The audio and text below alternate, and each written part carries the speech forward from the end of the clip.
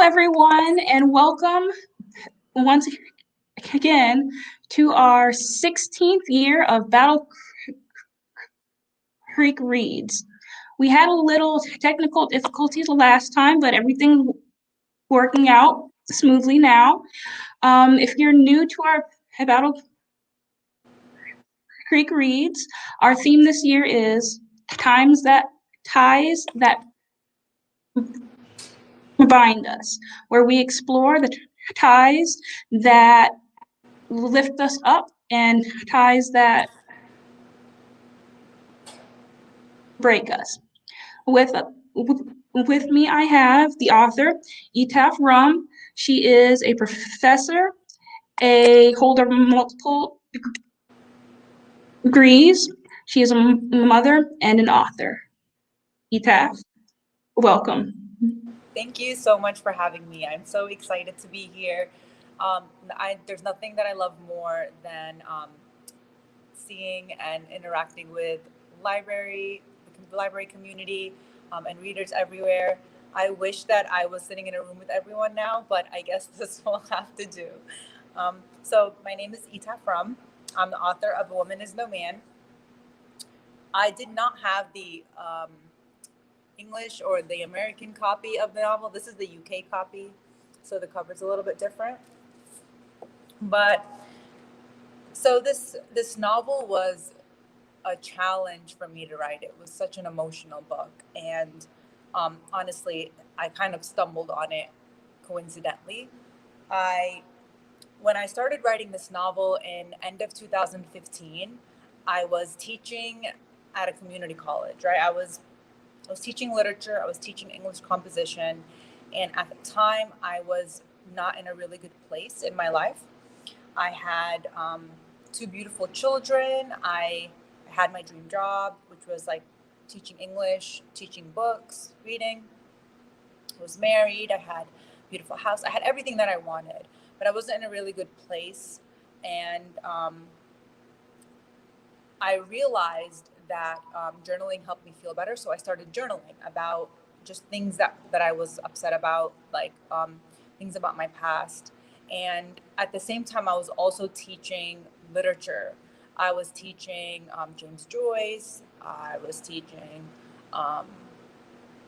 Joyce Carol Oates, Sylvia Plath, The Yellow Wallpaper. I was teaching so many amazing stories, amazing novels, amazing authors.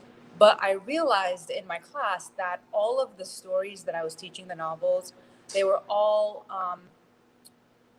from one community, that they weren't diverse stories, and that more specifically that my experiences as an Arab and as an Arab American weren't represented in those stories, that Arab Americans didn't really have a voice in literature.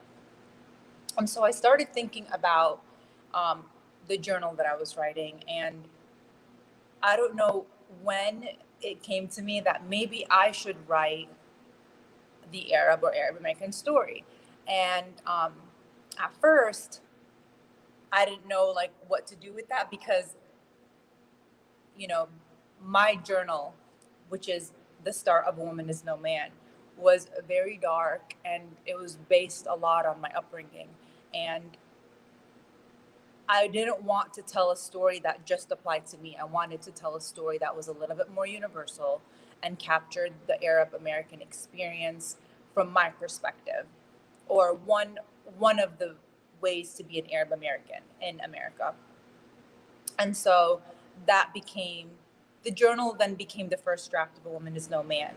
And I found an agent, and she helped me switch it from like a journal styled novel to a more like third person styled novel. And that really helped me in the storytelling aspect. I think that helped me become a better storyteller. But it was such an emotional journey for me, because I went from teaching about literature and teaching stories to then writing something for the first time in my life. Like, I'd never written anything before, and that was the first time that I'd ever wrote anything.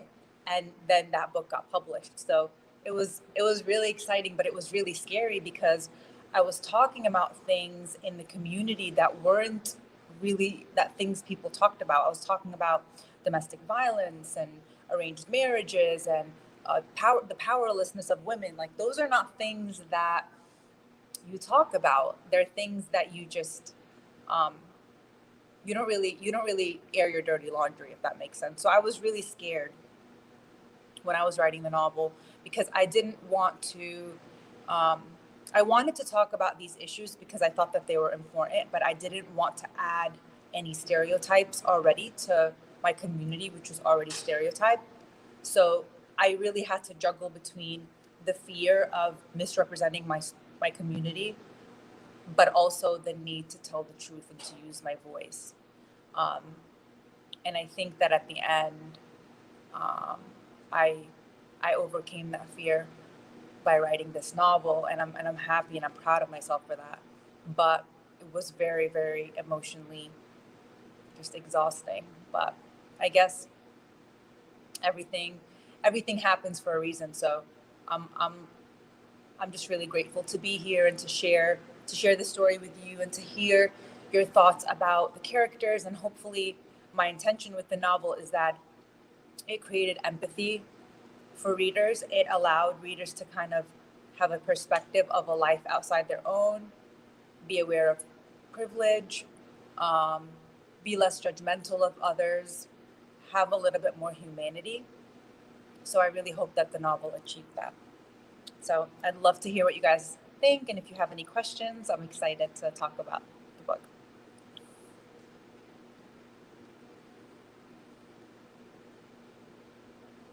Yeah, we don't have any questions or comments now, but I have a few to start us off.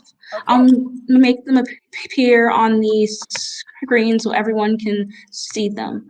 All right. The first question that we have, or that I have for you, is which character do you identify with?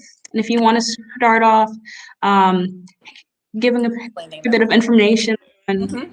Yes. So the novel is about 3 generations of Palestinian American women, and the first character that we see in the novel is Dea. She is the daughter.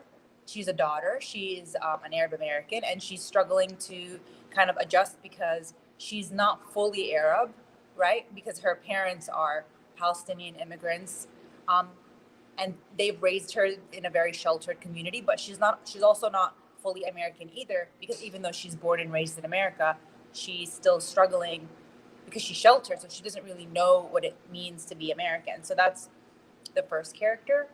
The second character is Isra, which is her mother, and Isra was one of my favorite characters to write because I just felt so much for her, and she just tore my heart every time I wrote about her. But she is pretty much the first. She represents to me the immigrants that come to this country that don't know how to speak the language and don't know anything about what it means to live in another place besides the place they grew up in, and the struggles and the sense of, like, loneliness that comes from that. And then there's Farida, which is the old generation, right? She's the mother-in-law. She's Dia's grandmother and Isra's mother-in-law.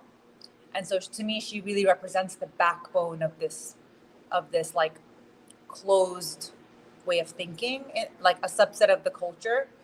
So a part of it is very conservative, and to me, she represents that conservativeness. So to answer your question, which character do I identify with the most out of the 3? Well, there's also Sarah too.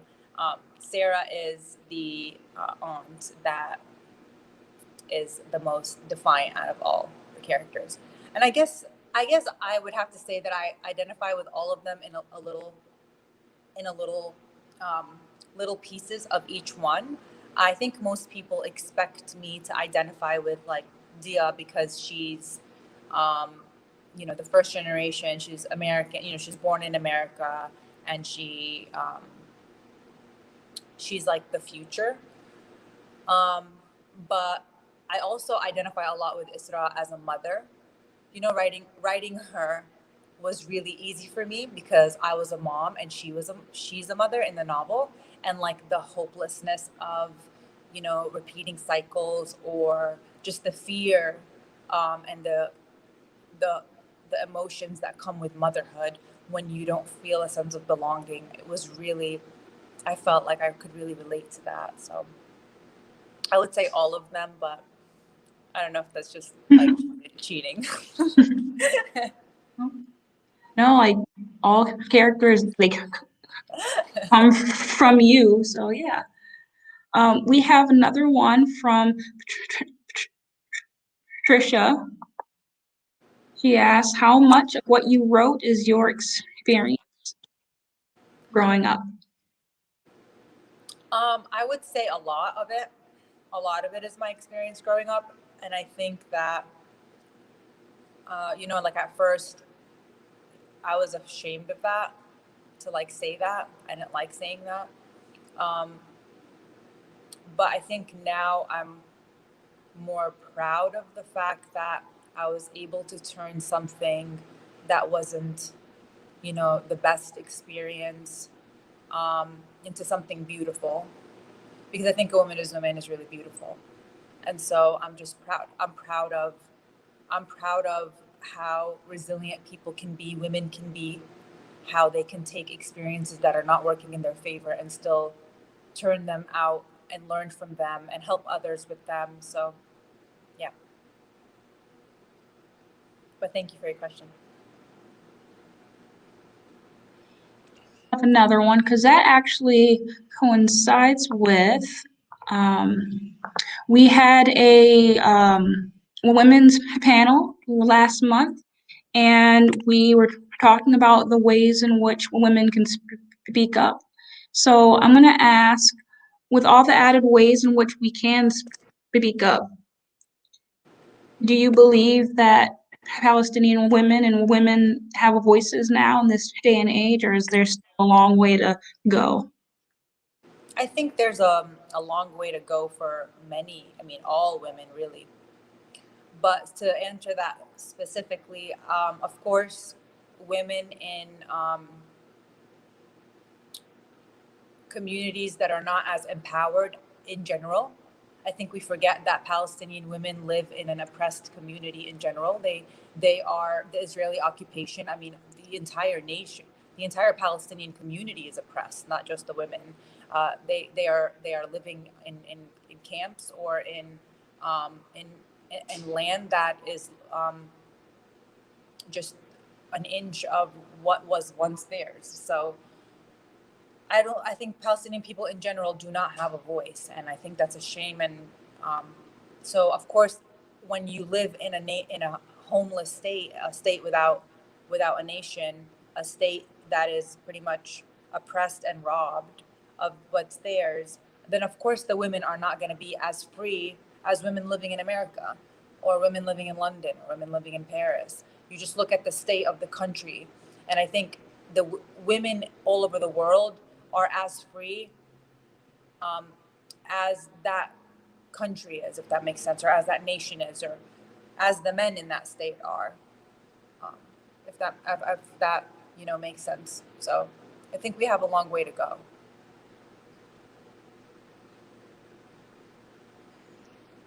When we had our book club about Women is No Man, we were kind of wondering um, what would have happened to Isra and her daughters had she left, because kind of ended where with her leaving, and we all know what happened when she left. But had she succeeded, what would have happened then? I think that, she would have set up a life for them that made them believe in the power of agency. I think Isra choosing to leave was the most powerful moment in the novel for her, because, you know, we start the novel seeing her as very passive and very obedient, and just she wants to please her mother, her mother-in-law, her husband, and that's how she's been brought up. Like, that's the only path to love for a girl like her. And towards the end of the novel, through books, she realizes that she doesn't need anyone's love, that she can love herself. And then by the end of the novel, she realizes that if she stays on this path, that she's teaching her daughters the same things that were taught to her, that in order to be loved, you have to fall, you have to be obedient, you have to, stay on the path that your parents want you to stay on. And I think had she succeeded and left, she would have changed the story for her daughters. She would have changed that cycle that she was on, that her mother was on, that her mother's mother was on. And that would have been really beautiful to see.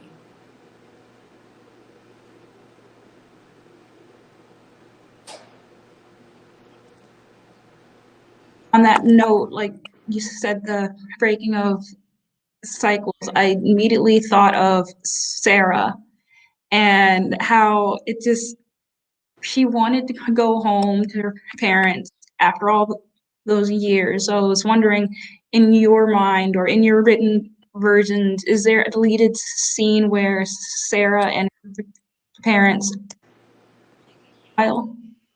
Yeah, I think I thought about writing that scene a lot. I wanted to, but I also didn't want to, because I felt like, of course, readers would love to see the scene where Sarah she returns home to her parents and they welcome her with open arms, right? Like that's just what we want. But I didn't feel like that really captured the reality of what happens to a lot of women who choose to defy, whatever culture, whatever expectation is from them. Sarah did a really tremendous thing by running away. And so I just couldn't, as much as I tried to write that scene, it didn't feel real to me. It didn't feel natural for me, for Farida and Khalid to forgive her so easily, and for the community to forgive her so easily. Like there would have been so many challenges having like this girl come back home after 20 or 10 years or however long. And how would she be accepted? Like, I don't think she would be. So I just didn't want to go there. Like, I didn't want to end the novel with something like cliched, like, oh yeah, they lived happily ever after, because I just didn't feel like that was a good reflection of life. Like a lot of people have damaged relationships, and sometimes those damaged relationships get repaired, and sometimes they don't. And I wanted to leave it open. Like we see Farida knows that she made a mistake with her daughter. Mm-hmm. And we know that there's definitely a possibility of reconnecting. But I didn't want to write like a rigid, concrete scene of that, because I wanted it to be just like life. Maybe they do and maybe they don't. And it's just up to the reader to imagine that. Another question. You have one from Kathy. She's asking, is the story a commonly shared experience of Palestinian women? Before I answer that question, I would like to say a disclaimer that I think it's very interesting to read books by other communities, because we do have this expectation of like, oh, is this what life is for everyone in that community? And I would like to say that to that question is that I don't really think there's a single piece of literature or book or story on this planet that captures how life is like for a group of people, and only how life is like. It's just impossible. And so for that answer would be, of course not. That's impossible. This story is about one family, a family of 3 generations of women. Of course, there are many Palestinian families that go through this struggle. That's why I wrote the novel. It's something that I feel is very important to talk about. But is it the experience of all Palestinians? Of course not. But I think it's a fair question, because as readers, we're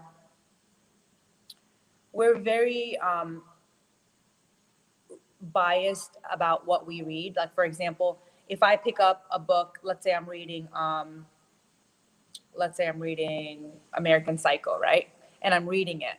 I don't think that every college student in America is a serial killer, right? Because I already know Like, I've read so many stories by white people to know that there's other ways to be white or American, but then when you pick up a story like A Woman Is No Man, and you've never read a story like that before, or you only have read stories that are full of stereotypes, or you've only seen the news, so you just assume, since you don't have any stories out there, that this is the only way to be Palestinian, or this is the only way to be Muslim, or this is the only way to be Arab. You know what I mean? Like, it's like a bias because there's not enough stories out there.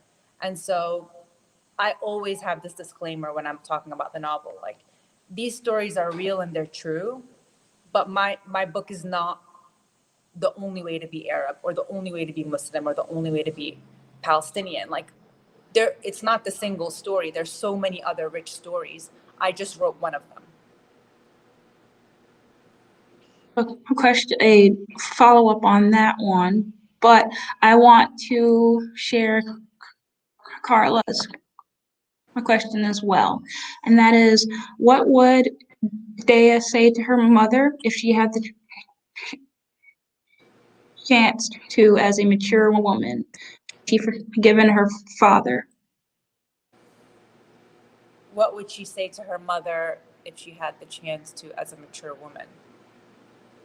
Like, if she was still and knowing everything that she knew and learned about her mom from Sarah. I think she would that's such a good question. It's going to make me cry. How emotional. It's such an emotional question. I think she would well, first of all, she'd cry if she saw her mom, but I think she would tell her that she's proud of her for finally standing up to the father and for trying to leave. And I think she would forgive her for, because growing up, Dea has this thing where she thinks her mom doesn't love her, right? Like, she thinks her mom is a bad mom, or her mom neglects her because her mom is when we're in Isra's chapters, we know how hard this is for her. But the kids don't understand that. So I think Dea would, now that she finally understands her mother, would have so much empathy for her, and she would have so much love for her and so much respect for everything she's been through, like for her strength. And I think she would tell her mother that she's a good mother and that she loves her.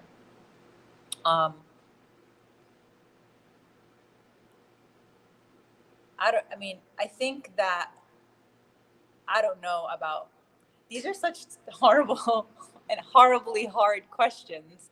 I don't know if she would forgive her father or not. I don't know, because it's such a tough question. I think that because, when we read the novel, we realize that Dia's the one telling the story, right? Like, when you first start the novel, you get this first person voice. I was born without a voice, one cold, blah, blah, blah. And you're like, who's telling the story, right? Like, you don't know. And then you go from the perspectives. And by the time you get to the end, you realize that Dea's telling us the story because she's the one that wants to be a storyteller. So I think that, like, because she is telling the story, we do have some empathy for Adam in the novel, like when we're reading it, even though he's not painted as a monster. So I don't know if she would forgive him, but I think that she would understand the nuances of their pains, her mother's pain and her father's pain. She would maybe empathize with their pain. And reading it, I found myself not hating Adam, because it's like knowing all the pressure put on him. It's like, it doesn't excuse what he did, did, but it does explain, okay, well, oh my gosh, it was like you said, emotional. Yeah. Another one that I have, going backwards a bit, is are you still in touch with your family, and what conditions have you held on? I'm not in touch with my parents, but I am in touch with my siblings. What traditions have I held on to? I love to cook. I love Palestinian food, the tea, the coffee, the grape leaves, the everything. I teach that to my kids. I teach Arabic to my kids. They know how to cook Arabic food. They love Arabic food. Um, I think that I'm also very, I grew up very sheltered, and I think that made me very um, that made me look at American culture, I guess, in a different way. Like, I don't consider myself American, even though I was born and raised in New York. I just don't, because I was so sheltered. So even now, as an American, I don't like participate in many American things, if that makes sense. As in, like, so in terms of traditions, I'm trying to raise my kids to be a little bit more um, pure. So, like, less social media, less, drugs, sex, alcohol, all of that stuff. Like, my parents were like that with me, and I see myself doing the same thing with my kids, because I feel like um, I just feel like it helped me. It helped me become a stronger person.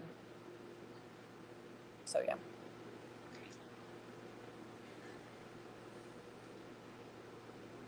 Kathy follows up her question with a comment that says she was just wondering whether the struggle was common because her grandparents are immigrants as well, and they had a lot of the same um, obstacles.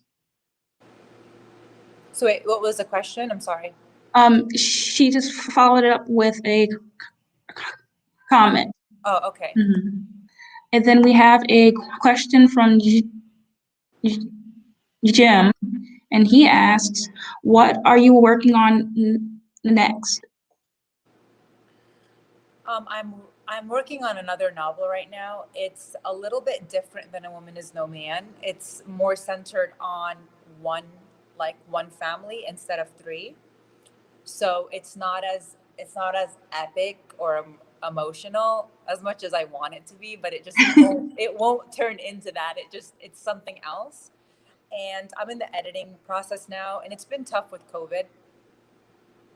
It's just been tough having the time to write with kids home from school and everything going on in the world. But I expect it to be out sometime next year. Okay. Does it have a title yet? No. Okay, darn. And I have a follow up to Jim's, and that is there a movie in the works or a series? Not yet. No, no. I think no. But if anyone would love to pick it up, no, I'm just kidding. Not yet. There's been like back and forth, but there's nothing 100%. Okay. We have a comment. Um, could you talk a bit? Matt is asking how you go about writing and what your working style is. Yeah, absolutely. That's such a great question. So, as I mentioned before, the first draft of this novel was a journal, first person, just rambling, right? But all of the themes were in there. The childhood, the things from childhood, Isra, like pretty much her whole entire story was in there in the journals. And then that was I found an agent who recommended that maybe I switch to third person. But before I get to that part, so I would get up every morning writing this journal. I would get up every morning, and I would work for 2 hours before I started, because I taught my kid. I dropped my kids off to school, so I had 2 hours every morning with like nothing to do. So I wrote every day for 2 hours, and in about a year um, of 2 hours a day, I had written the whole thing. And then I found an agent who recommended that I switch the book to, instead of like a first person, to third person. And I did that in a couple of months, and we worked on a few things and then we sold it. And then after we sold it, the editing process is long too. Like you take another year or so editing it. Um, so that was my process. How long from start to finish, say, Um, until you actually had yeah, I mean, in your hand? it's a deceptive time because a lot of that time it's like you're waiting for your editor to read it, or it's like in market. You know what I'm saying?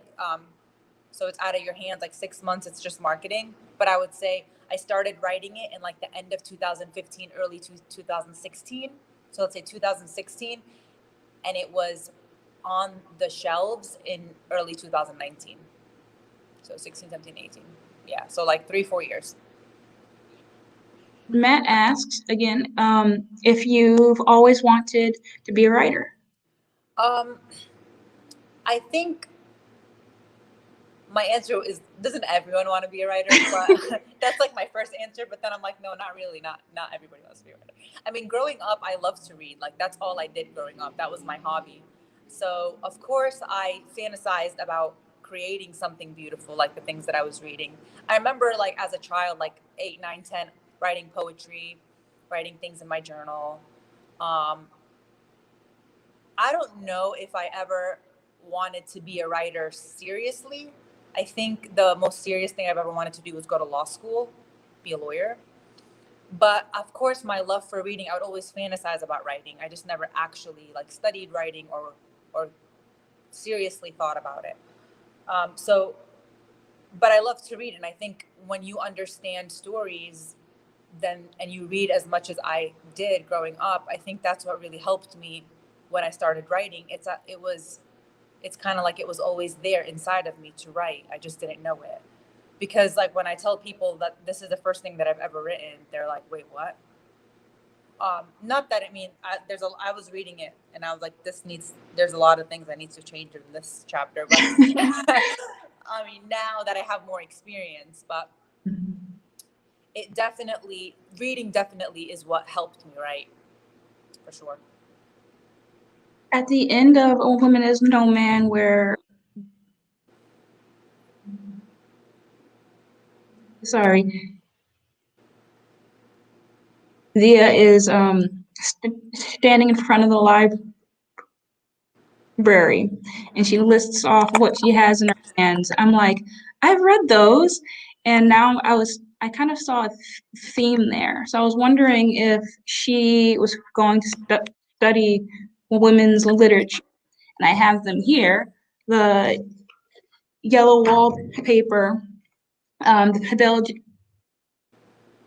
Yeah. jar, and Beloved. I was wondering, is that her area of study and all of that? So, Yeah, I mean, I picked those books purposefully. They're mhm. stories and books that I absolutely love, but they're also they beautifully portray um, the human condition, and more precisely, like the things that women have struggled with. I feel like I love them all, and I wanted to, they're the books that helped me write A Woman Is No Man. They're the books that inspired me. They're the books that filled me with love and emotion, and I wanted to. That was kind of like my nod to them, my thank you to them. I'm just gonna hold them up again. The Yellow Wallpaper by Charlotte Perkins Gilman, Beloved by Toni Morrison, and The Fidel Jar by Sylvia. Other ones. Beloved, especially, like I remember reading it and thinking how it was like a masterpiece. Like every emotion you could possibly feel, you would feel it reading Beloved. It's a masterpiece. Carla's asking multiple ones. So she's asking, has writing helped you on your journey with your cultural heritage? And do you ever feel conflicted with the pressures to assimilate with American culture? And leave behind my heritage, especially in the day of the Me Too movement. Um,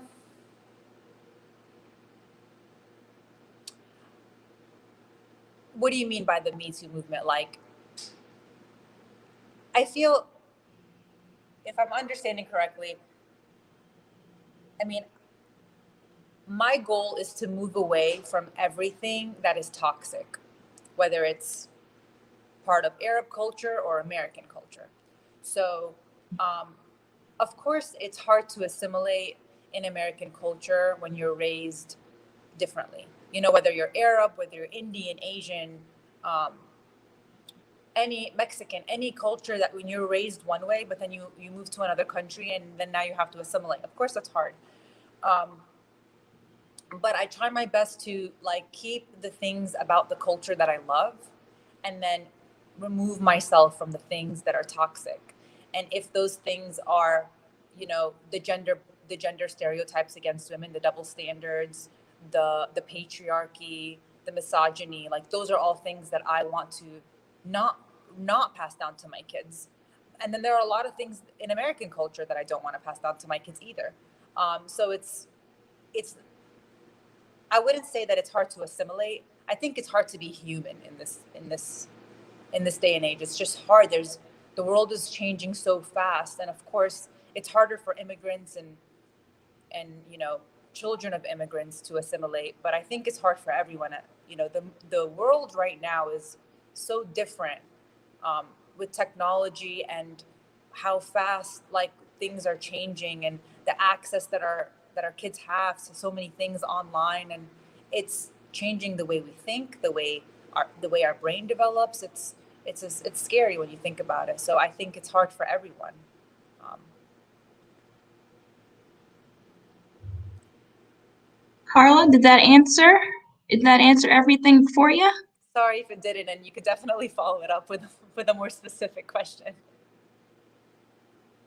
And the question that I asked you before we went live, I loved your answer, and I'd want to have everyone hear it.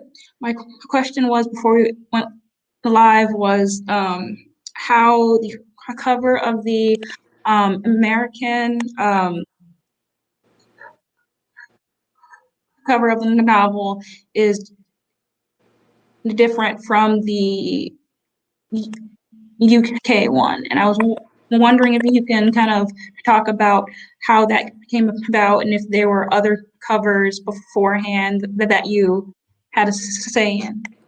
Yeah. So this wasn't the original cover of A Woman Is No Man. We originally had, I mean, books always, like, the publishers will have a cover, and sometimes they'll like be 100% on the cover, and sometimes they're nice and they'll give the authors a chance to say, no, I don't like this cover. So in my case, I did not like the cover that they showed me. It was very more like stereotyped. It was kind of like Arabian Nights. As an Arab author, I think that they were just trying to make it fit me.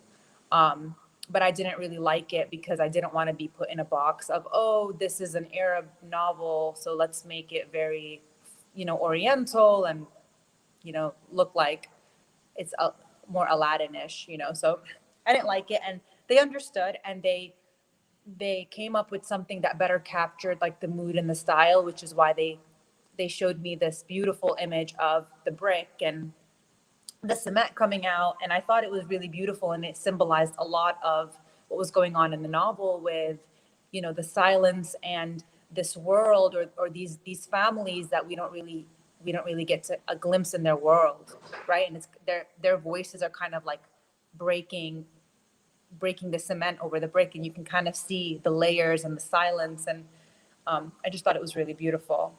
um, and most of the countries that have the novel, they've changed the cover.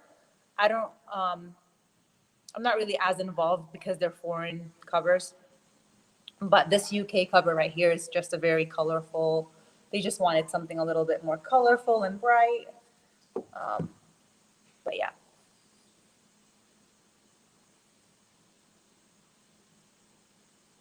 I'm still looking for comments from the audience. Any questions or comments?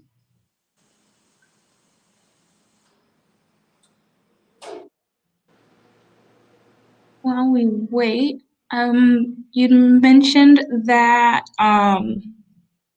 started out the novel started out as a journal. How do you think the effect of it would have changed had it stayed in that journal format? We're hearing about this from, say, Israel's letters to her mom. Yeah, I mean, that's how it was essentially. The novel essentially was like Dia finding her mother's diary, right? Like, because I had Mm-hmm. essentially written the mother's diary in my journal. Like, that's how it was. And so it was kind of, okay, I'm just going to have Dia stumble upon her mother's diary. And I think what really made me feel, I started writing it in third person, but I think what really made this novel come together for me was Farida. I think she really saved my novel because even when I switched the novel to third person, it was still a mother-daughter story, and it didn't really have that thread that pulled the novel together and made it like unified. It was still, you're going back and forth between the daughter's story and the mother's story, and um, it was obviously it read a little bit better in third person.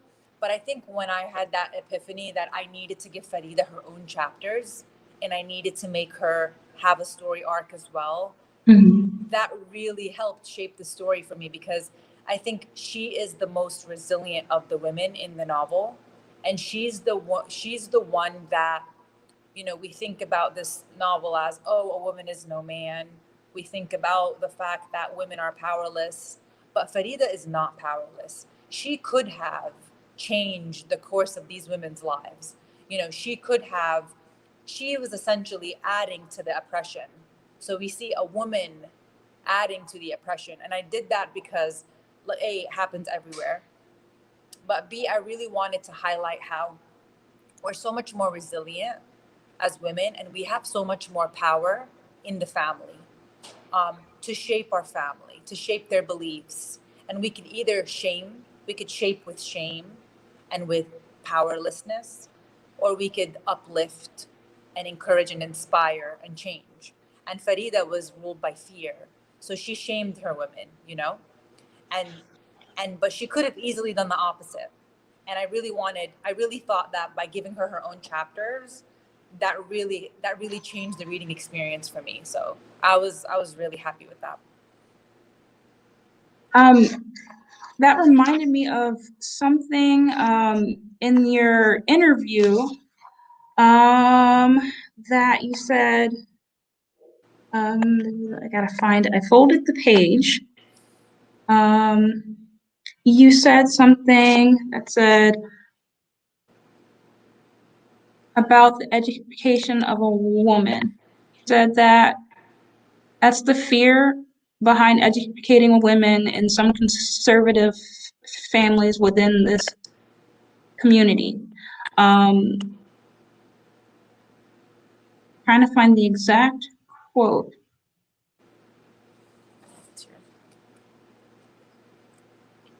It was to the effect of an educated woman has power to change things.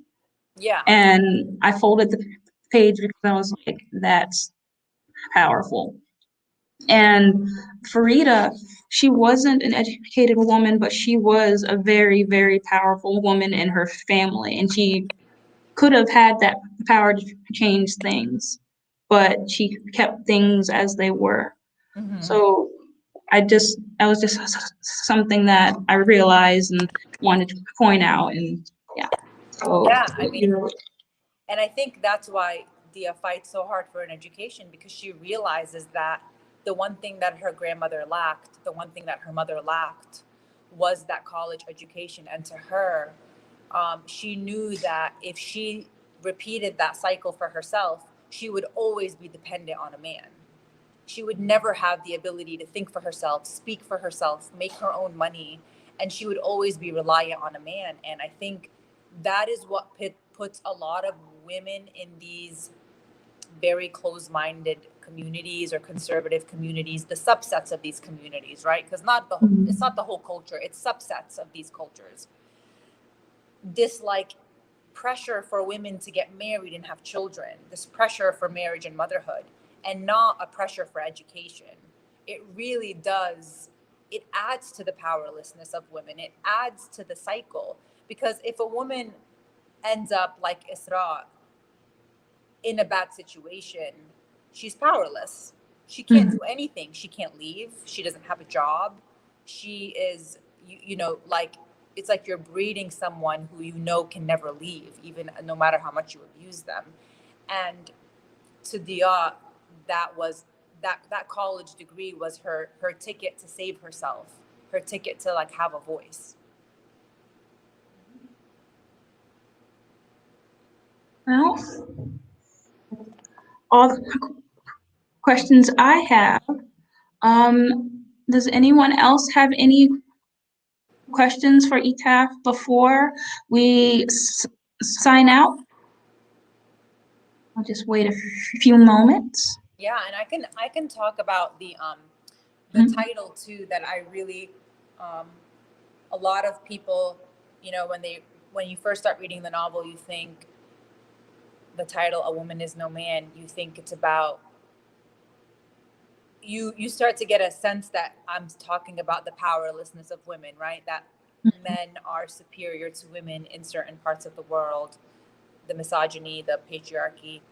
But I really hope that readers got, by the end of the novel, that women are actually so much more resilient, that it's not just about women being less than men.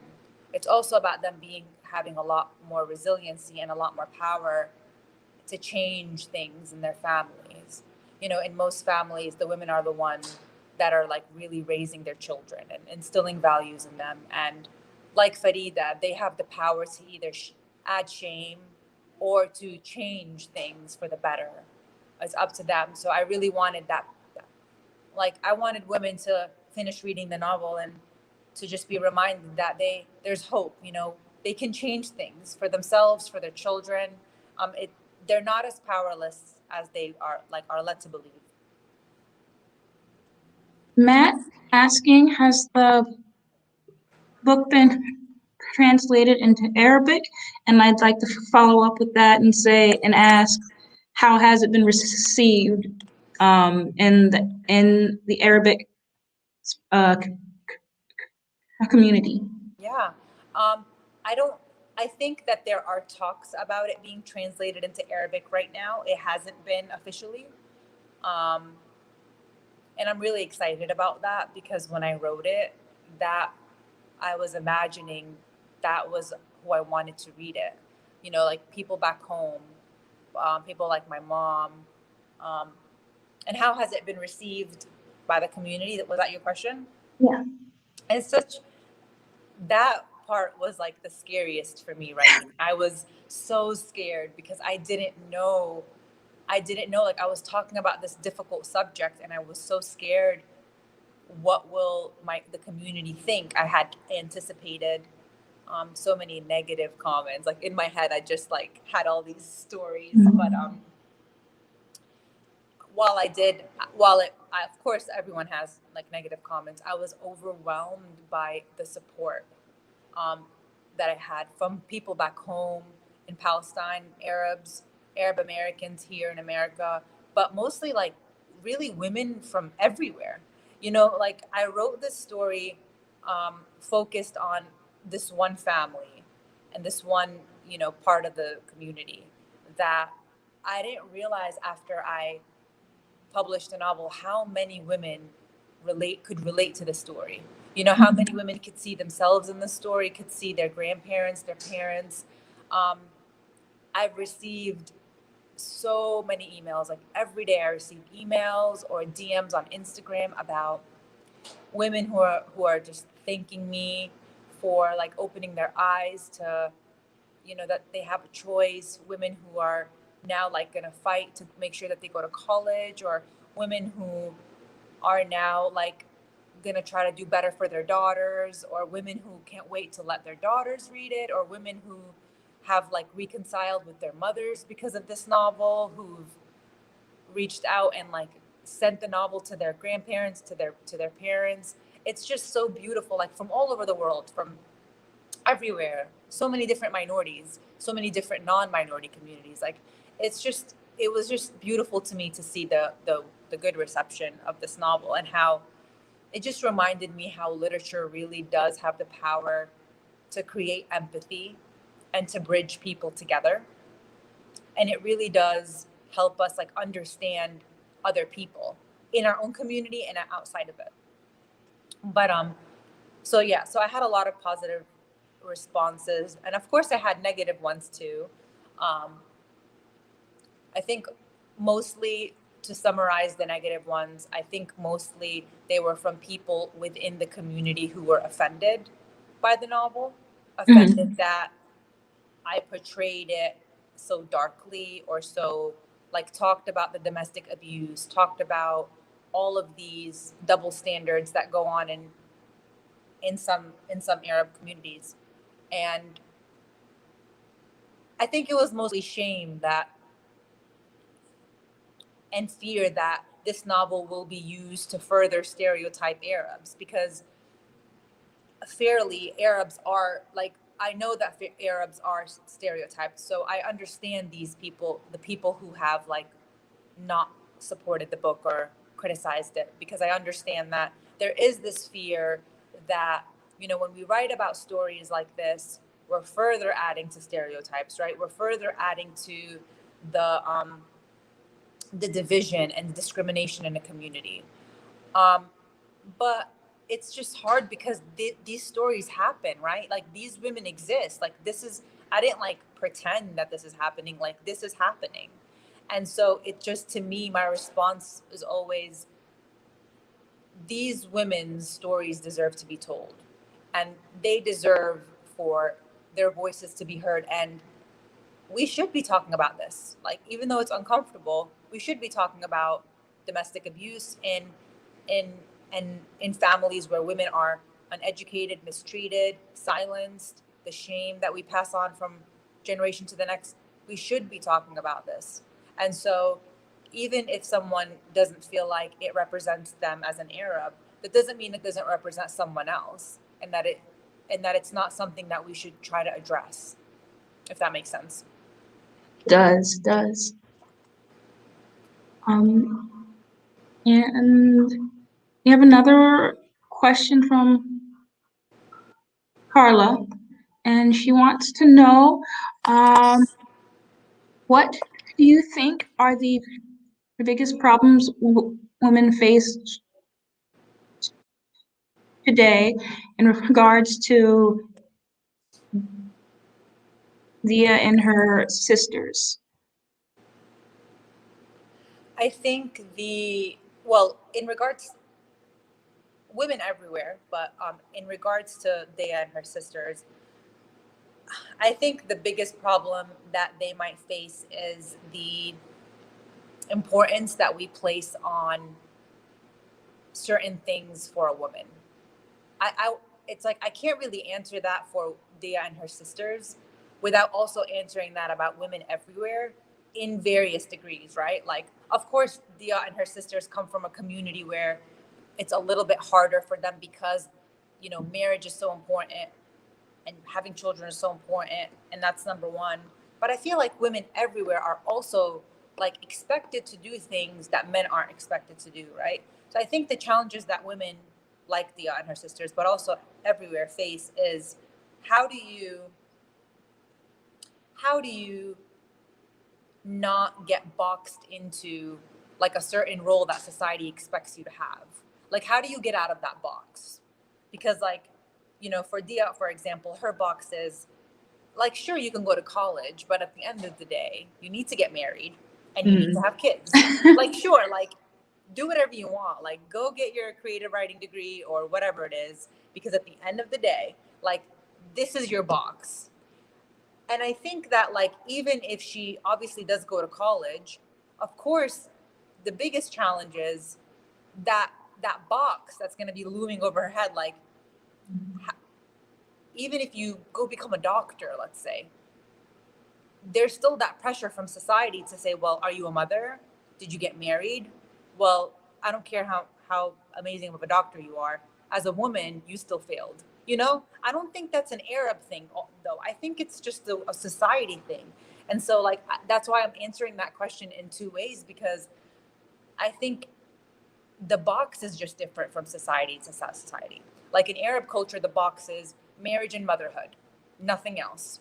But then in American culture, it's also marriage and motherhood, but then it's also how pretty are you? You know, like how light is your skin? How smooth is your hair? How, now with the Kardashian era, how tiny is your waist? How big is your whatever? You know what I'm saying? Like, Yeah. you know, how like how many filters do you have on your face? How many blah blah blah? Like, there's, so no matter how empowered a woman wants to feel, is she really empowered when she knows at the end of the day that there's a box?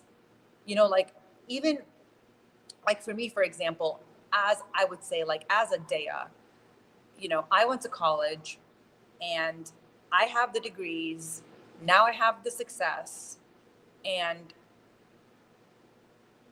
the gender double standards still apply. You know, like when the pandemic happens, who has to stay home with the kids? Me. You know, who is the primary, like who is expected to be the mother? You know what I'm saying? Like there's a mother role. There's so many female roles that we're boxed into that I feel like it's so unfair, because nobody asks a man if his, you know, if his skin is clear and his waist is tiny and his, you know, filters on his face, and if he's taking care of his kids and staying home with them during the coronavirus, or if he, you know what I'm saying? Like those expectations, you know, when women come into the coffee shop here, I'm at Books and Beans, and the first question that I hear them ask to each other, oh, where are your kids? But like when a man goes somewhere, no one asks him where his kids are, right? Like they don't ask him where his kids are. Like who's watching, they'll ask the mom, who's watching your kids? But no one will ask the dad who's watching your kids, because no one thinks that that's even a dad's like responsibility. You know what I'm saying? Like It's so I think assumed. Yeah. that's the box I think that women everywhere face, is how do you put education first, career first, not more important than your family, but I'm saying women are defined by a box that men are not. So they're always going to struggle more than men are, if that answers the question. I think it, yep. And that's what Carla says exactly. That's what my second novel is about, guys. There you go. And I'd like to go on to our one last. You said that you were passionate about law, but we are interested in knowing if you've ever considered running for a political seat. Never. Never. Okay. Nope. But thank you. What an honor for that even to be like a thought. I would be so horrible. All right, and we are coming up on that time. So everyone, thank you so much for attending our conversation with Etaf Rum. If you haven't already read A Woman Is No Man, we have hard covers of it. We have a pile of paper backs of it as well. Read them, read it, and thank you so much. And everyone, stay tuned for posts about our Battle Creek reads for next. Have a wonderful evening, everyone. Thank you so much. It was such an honor. Thank you for the wonderful questions, for the wonderful conversation. It's so nice to like be myself and just relax and answer these questions. And I wish that this could have been in person, but I'm really grateful for your time. And if you haven't read it, I hope you read. And if you have read it, thank you from the bottom of my heart. I love you guys. Thank you.